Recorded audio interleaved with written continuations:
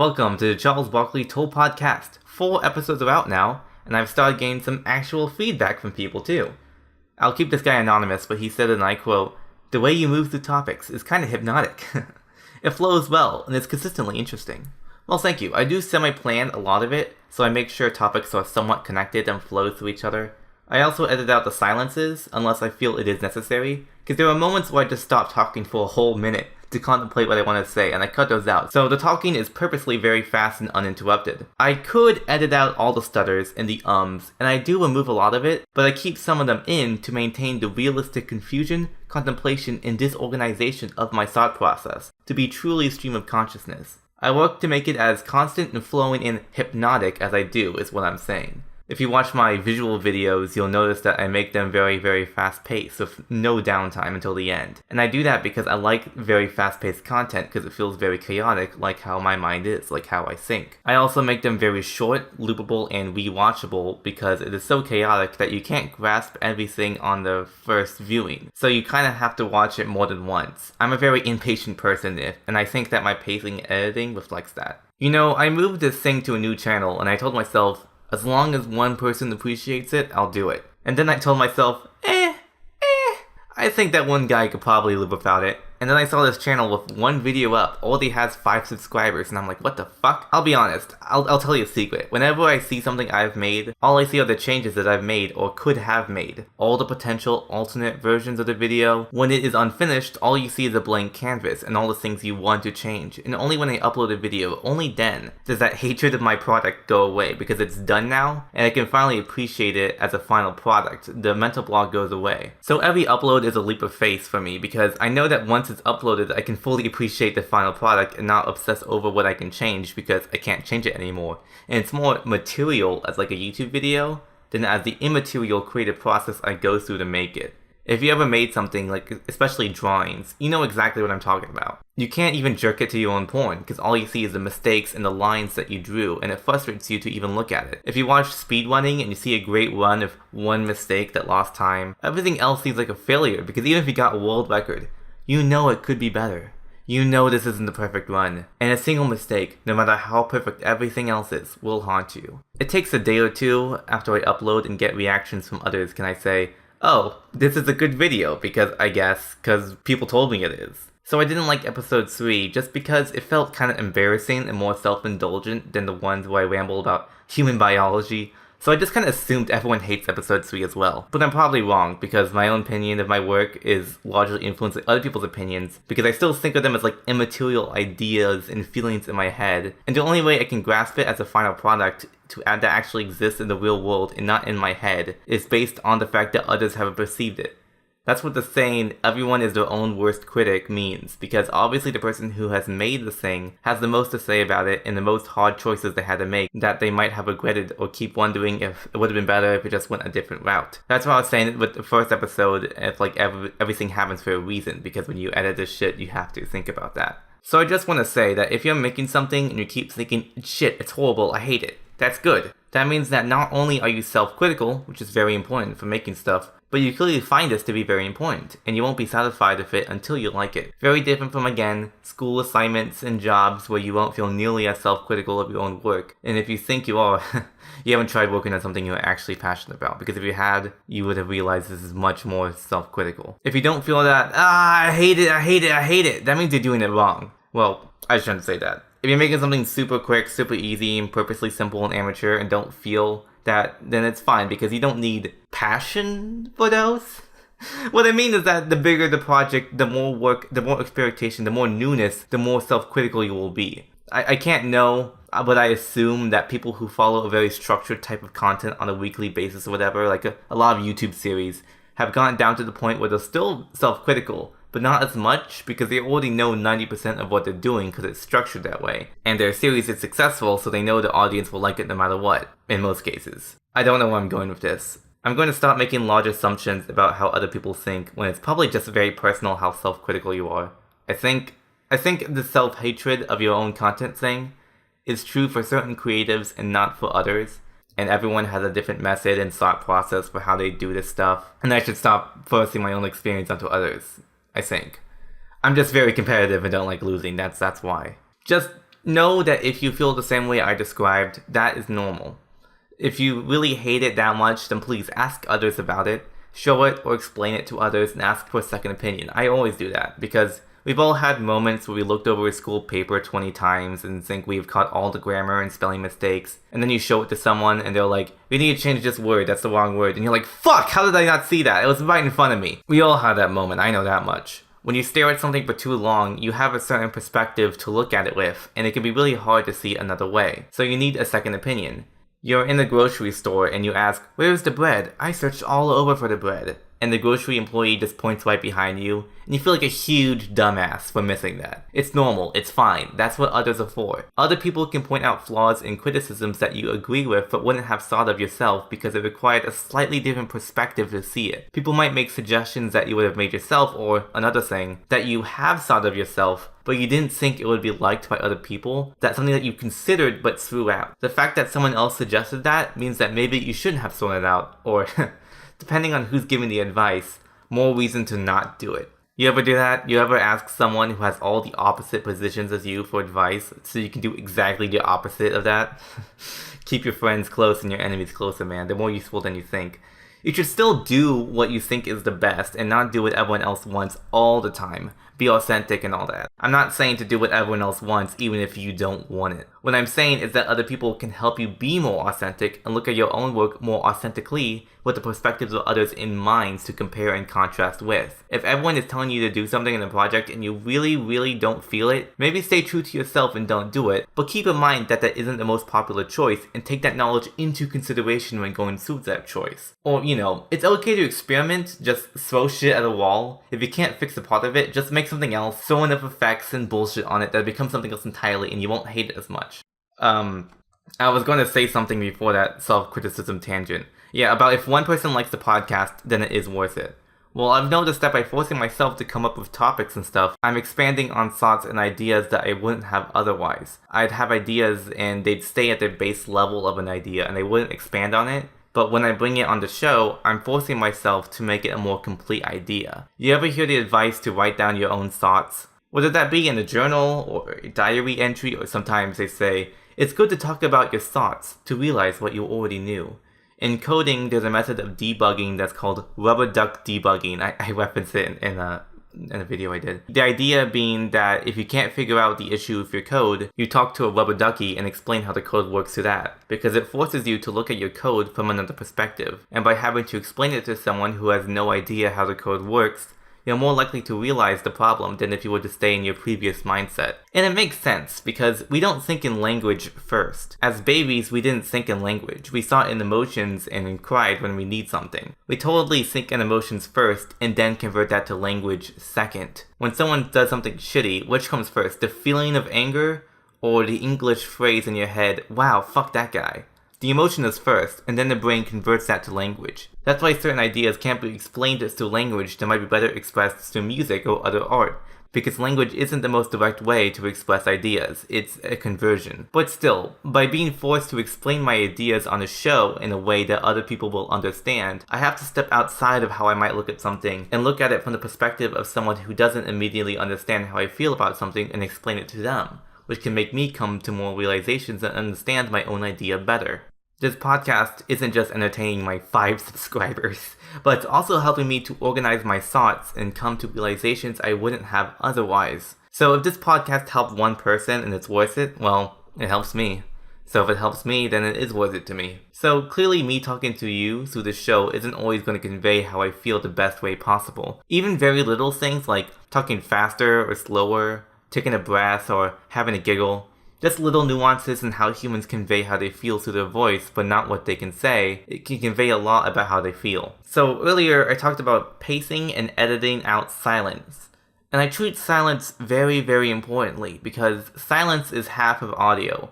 Half of a recording is the complete lack of noise. It's the dark matter. It's negative numbers. If you have any idea how noise-canceling headphones work, the science behind them is that there's a microphone recording all the noise around you. And then what it does is it creates noise of the complete opposite frequency. And what that does is your ears hear the background noise and the complete opposite noise frequency of the background noise that your headphones are creating, and it cancels each other out, and you don't hear either. Very cool. And just because they edit audio for this podcast, I've thought a lot more about noise and the science behind it. Here, I think I can illustrate my point about how silence is half of audio with a little music analysis. The most obvious example that comes to my mind is the opening of Beethoven's Fifth Symphony. So I'm just going to experiment a little on the show here and analyze the opening by itself. So here we go.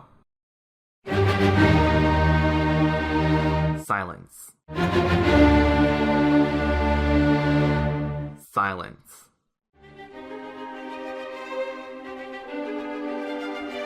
Now you see something interesting here because it repeats itself 3 times, but much quieter. The silence plays a part because not only are you getting the same string 3 times over at a higher pitch each time, it creates expectation. The previous 2 ones are, da-da-da-dun, and you expect that again, but then you get it much smaller 3 times over. So it maintains the internal logic of the music, but by repeating it 3 times over, you get the expectations subverted very satisfyingly.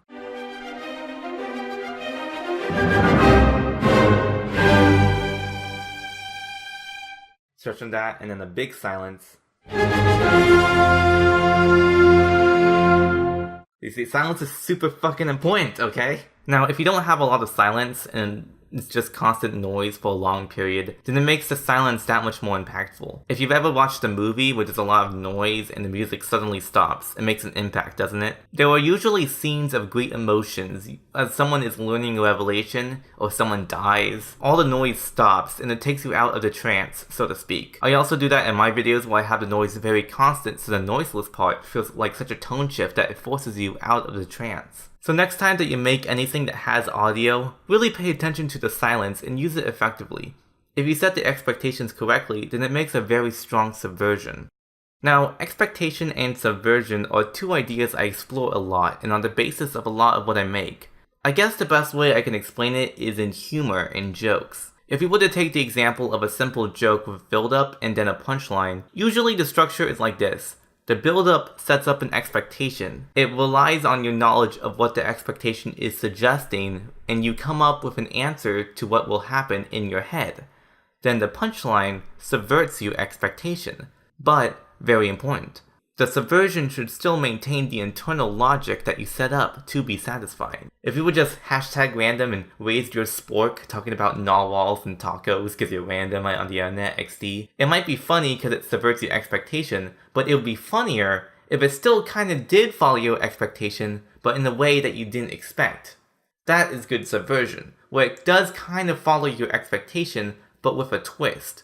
The best jokes are the ones where it kinda takes a second to get it, because it forces your brain to examine the logic being portrayed, and then once you get the logic of the subversion, you laugh. So just a little bit of cleverness, just a little bit of subversion built on logic, it can make things really, really satisfying. And I'm not just talking about jokes here. There's a difference between a good plot twist and a Deus Ex Machina. The Deus Ex solves the plot very unsatisfyingly because it doesn't build on the internal logic you created. However, a plot twist will subvert what you expected in a way that makes sense. Memes are basically a comedy shortcut because everyone knows the meme. An expectation is already set through constant repetition and seeing the meme everywhere. You have an expectation of the punchline, but a good meme uses the existing expectation set for them and then makes a satisfying subversion that again makes sense following the internal logic of the meme. Repetition is only the first part, but that's the part people latch onto. They recognize the meme is funny, but they just repeat it over and over with no variation and expect the punchline everyone knows to work again and again and again. People just really need to learn the basics of comedy. I don't hate memes. I hate people who don't get that memes are all about subversion, and using the expectations set by previous memes like it is what makes them work. That's basically how all running jokes work. Moving away from humor, expectation and subversion are huge in music, where the melody is constantly repeating throughout the song, but is also constantly changing, while still kinda resembling the bass melody the entire time. The music is satisfying because the beginning is all about teaching you the rule of how the song works, the basic melody, and it adds more and more complexity to the melody and constantly subverts your expectations in a way that still makes sense. Poems are all about repetition, When you know the entire poem is going to rhyme, you have a strong expectation that the poem can play with. You hear the word that will be rhymed later, so you have a couple expectations of what the next word will be, and when you hear it rhyme, it feels very satisfying. In stories, foreshadowing and repeating themes are very satisfying because when the ending reflects the beginning, but in reverse or mirrored or something, that feels great. I think you get the point I'm making. Whenever I make a visual video, I always use visuals to set expectations, sometimes through repetition, sometimes through logic and common sense, and then I spend the rest of the video playing with those expectations in a way that still maintains the logic and rules that I set. It's the game, it's fun.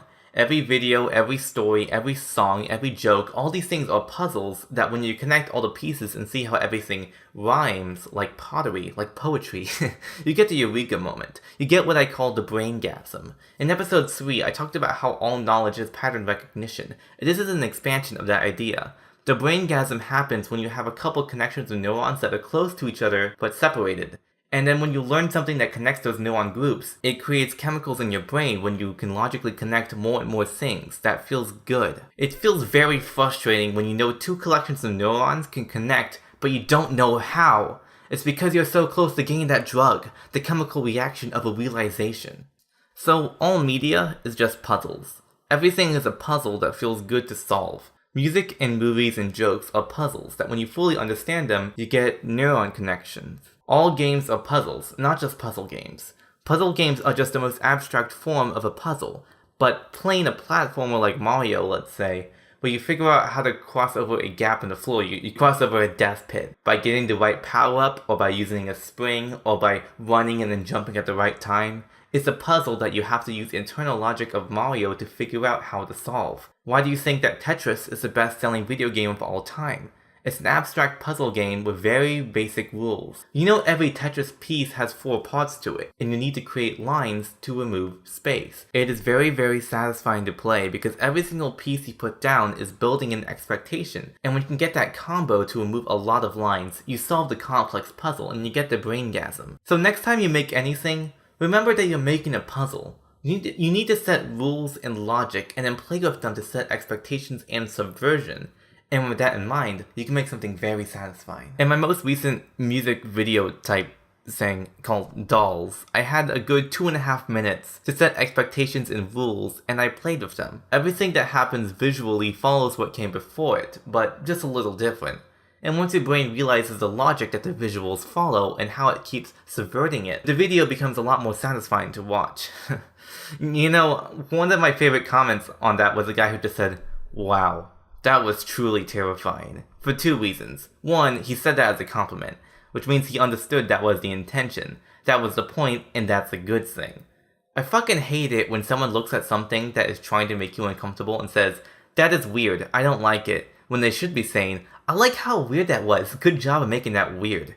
If it wasn't trying to be weird, then the first comment would make more sense, because that might not be what you're going for. But if you are going for weird, then it should be a compliment. People who say, "That makes me uncomfortable," as a bad thing, when that is the fucking point, will never understand me and should probably die. I don't need people like that in my life, so how about you just fuck off and die?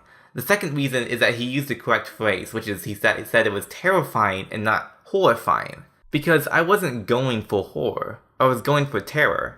I had to learn the distinction because I found out that I liked terror more than horror, and I had to make the distinction to people. So the difference is that horror is when you see the monster, right? The horror is when the monster has 8 eyes, all completely black, and a very large mouth in the crotch area where the genitals should be, and so on. Horror comes from realization. Terror, on the other hand, comes from what you don't see. It's when you stare into an empty room and then the lights go out.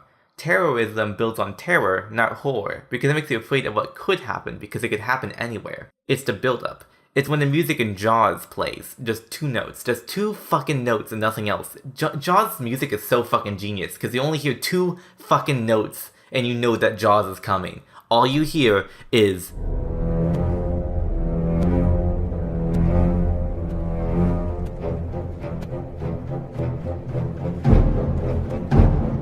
That's terror. That's the build-up. The horror is the climax. The horror is the gore, which is fine, but here's the thing. When you have really, really good terror, then you see the monster, it usually isn't satisfying, because the terror forces your mind to imagine what the monster is, and usually our imagination creates something much worse than what would ever be shown. Horror comes from the unknown becoming known, but terror comes from the unknown by itself. In my opinion, terror is a lot more primal. It's a lot more built into the human psyche than seeing a gross monster any day, because terror is about survival. So I don't do horror, I do terror. I imply a lot, I set a lot of ideas into your mind, and I don't show you what is actually going on, because your mind can imagine a much, much worse than I could ever make. My more terror-related work is all about giving ideas that I personally find scary as shit, but I don't show the explanation or the cause now, do I? Because that would make it more known as opposed to unknown, and what we know isn't scary. I thought a lot of things were scary until I got to know it, and I was like, oh, that makes sense, that isn't scary. You know, I thought guns were scary, and then I went shooting, and I was like, oh, wait, these guns are fucking... guns aren't scary, bro, I just shoot a gun. Glitches are scary. Glitches are scary as fuck when you're a kid playing a game, and the glitch just kind of happens, and you don't have the mental capacity to understand that you're playing a game made out of code on the computer when in the program, and if you accidentally escape from the rules set by the game, you might get sent out of bounds, which is, again, the unknown and scary as shit. Or the visuals just get all pixelated, and you just hear, and the game froze. As an adult, you know it's just because computers are computers, and they can do that. But as a kid, that scares you. One time I watched this, documentary on some scary spot in some mountains, and they were talking about spirits and shit. I don't know, man. My dad chose the movie, not me. My dad chose the movie, okay? And the DVD just started glitching. Normally, that wouldn't be scary, right? It's just a DVD fucking up. But because they were talking about spirits and ghosts and extra-dimensional energies, suddenly a stupid glitch becomes scary. So I couldn't plant seeds, right? I plant ideas that might explain the glitch, much like how the movie about spirits maybe could have explained the glitch that I had. It makes something that you could understand possibly less explainable, and it becomes unknown. So I use glitches to build terror, and I use other objects, usually sexual ones, because sex is scary to people. I don't mean that in the way you think, it's not like virgin scared, I mean that sex is primal and animal. So I associate the sexuality with animals, because we don't like to think about animals as also as sexual beings. We don't like to look at a dog start humping a person's leg, because we just kind of think of sex as a very personal and human activity and sacred, very personal, very human, right? Animals having sex makes it seem a lot grosser. So I explore sex as an animal thing. I basically say, if humans were more animalistic and only cared about the carnal desires of the flesh, it'd be scary as shit.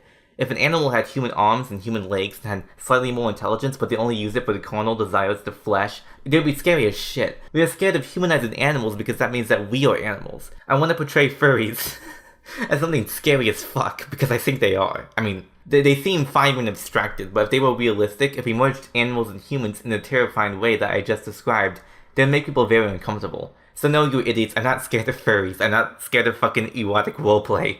I'm using the concept of comparing animals and humans to build horror and terror, and furries just happen to be the vehicle I can use to explore that idea. I know it sounds funny. There, that's my psychology questioning time of the episode.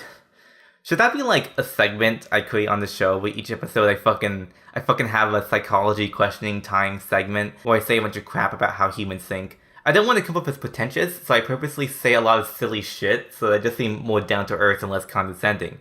Well, me saying that I act silly on purpose just makes me seem more psychotic and condescending. Oh.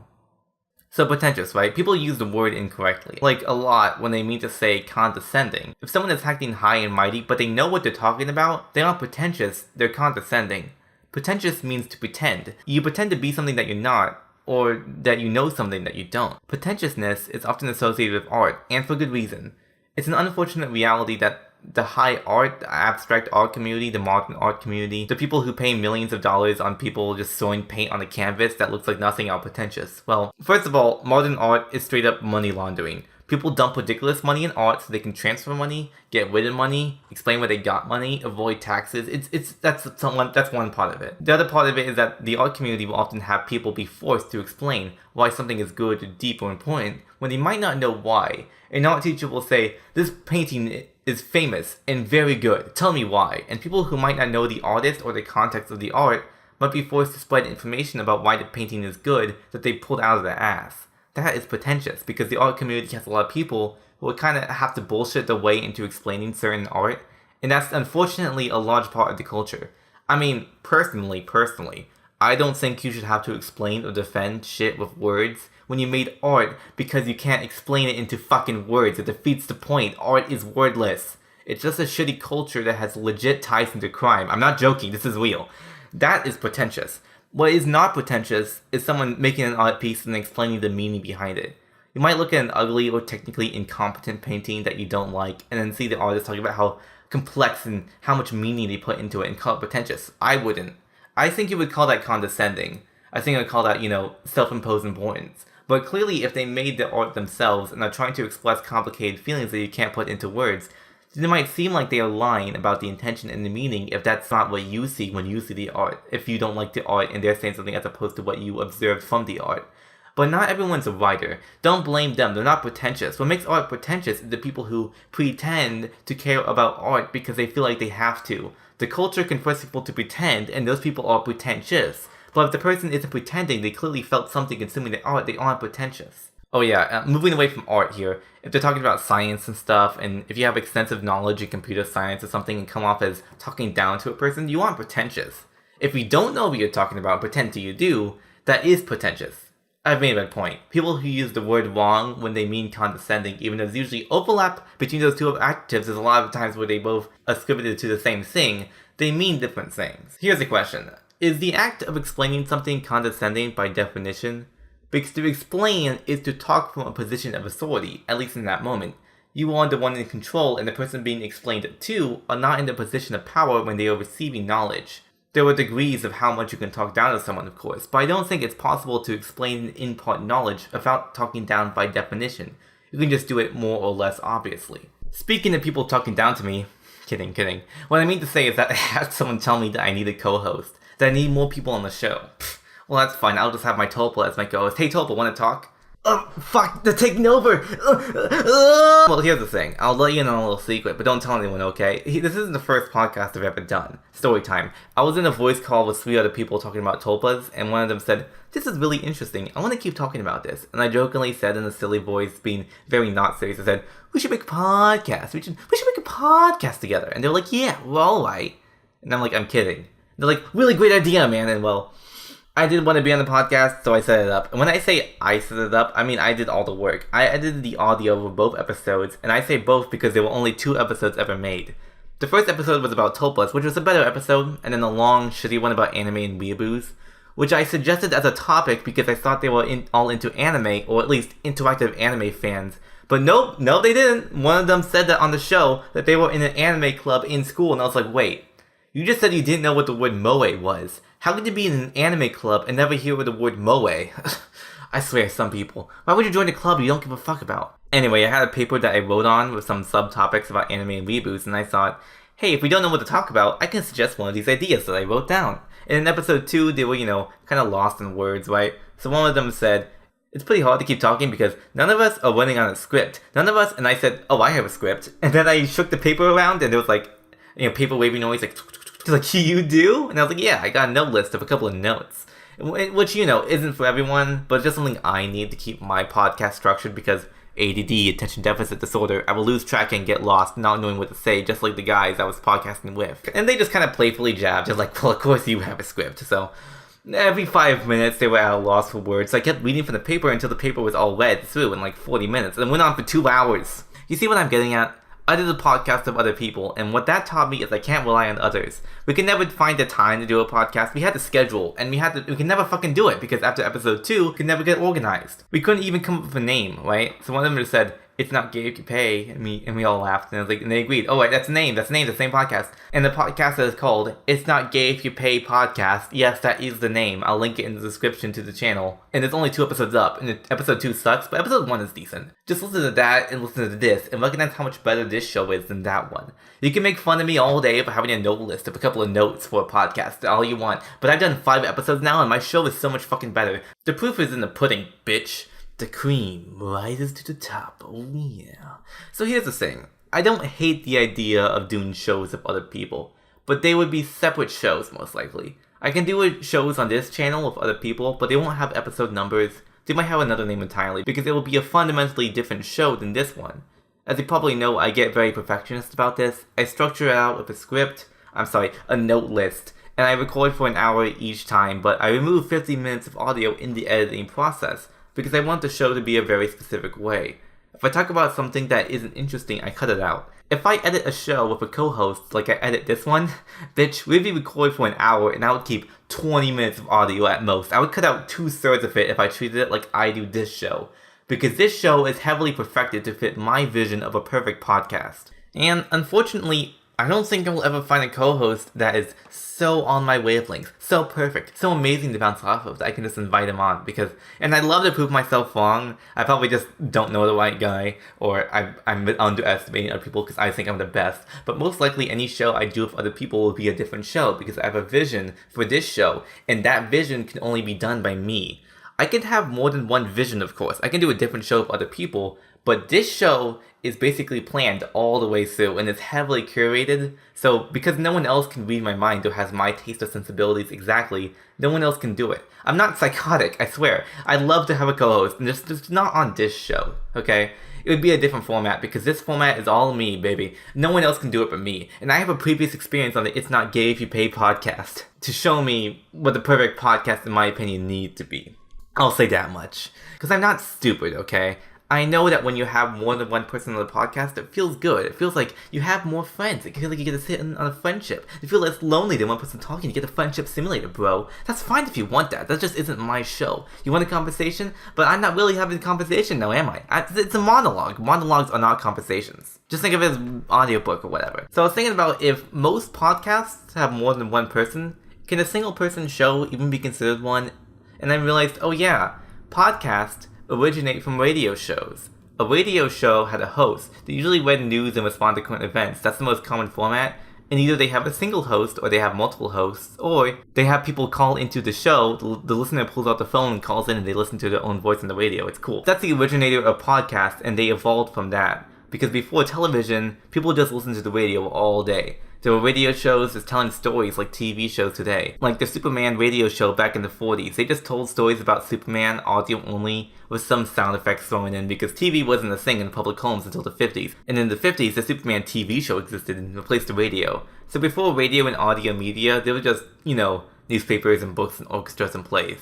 So most podcasts follow formats that were inspired by radio shows. Now, did radio shows need multiple people? Nah, there were lots of solo radio shows even back in the 40s. So by looking through podcast history, I can assure you that a single person, semi-scripted show is very much in tune with the format of a podcast and a radio show, okay? But what I think I'm missing is talking with the audience. Instead of call-ins, just, continue the conversation in the comments. Or, I don't know, fucking Discord me, I don't know. I said in episode 3 that I will respond to comments, and if you want me to address something or talk about something, then do it. I mean, I got like 15 minutes of material just responding to a comment that said that my show is hypnotic and flows well, and I talked about flow and my mindset about it for like 15 minutes. So imagine if I got a good, long comment responding and building off an idea I brought onto the show. We can have like a back and forth on the show, like over multiple episodes. I just keep talking about the same thing. There, I don't need a co-host, I got you guys, I'll just respond to comments. I talk about what I personally find to be the most interesting topics around, in my opinion, the most interesting topics around. So not building a dialogue with the audience about them is a waste, man, it's a waste. Like I said, I make a show with a lot of planning and post-production to make it exactly as hypnotic and consistently interesting as it is. Something that I feel no other show can do.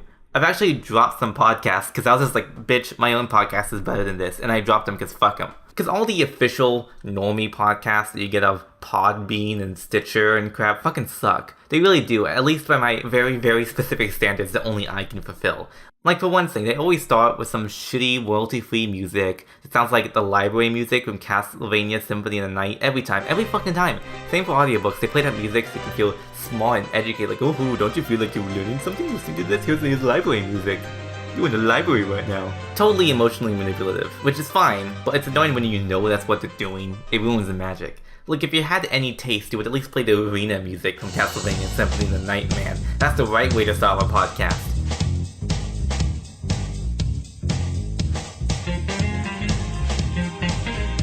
Victor Belmont on the bass. Backdash dance.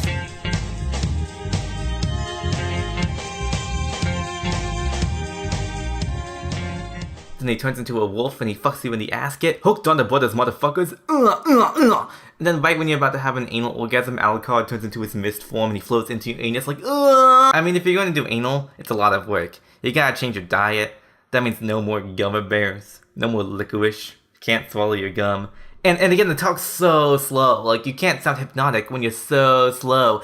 It goes like, so, Angela, how is your sex life? And there's like a 2-second long silence, like they have latency recording over Skype or some shit.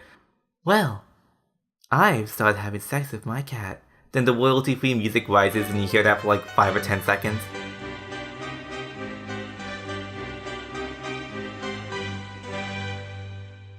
Wow, that's crazy.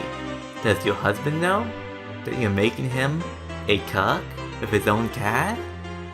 No, I didn't tell him. He would never understand. But every time I get that sandpaper tongue on my clitoris, it is wonderful. Then the royalty-free music crescendos and you hear some audio engineer who is paid $30 an hour to shove a bunch of sound effects together to replicate the sound of a woman or cat having sex. like it's radio show tradition, right? That you add sound effects. But radio shows were for the whole family, basically. Because it was the 40s. Listening to the radio was for a family. So they did it to, like, entertain the kids, right? They didn't have TV and they didn't have shows talking about sex and shit because it was the 40s and kids would hear it. But don't treat me like a child. When you're describing the setting and say, the birds were singing, and then play a little sound effect of chirp chirp, chirp chirp. Like, come on. I got places to be. Clearly, following format and doing something because other people are doing it is not the best option, because there was a reason and context for people doing those things back then, and you might not have that same reason and context justify doing it now. Make it your own. I'm not gonna force my podcast to have fucking interviews and current event segments or any of that just because other shows do it, because I don't like it when other shows do that. And this isn't my show, my rules. I think that the 5 subscribers I got prove that I know what I'm doing, okay, and that my format works. Love you guys. See you on the astral plane.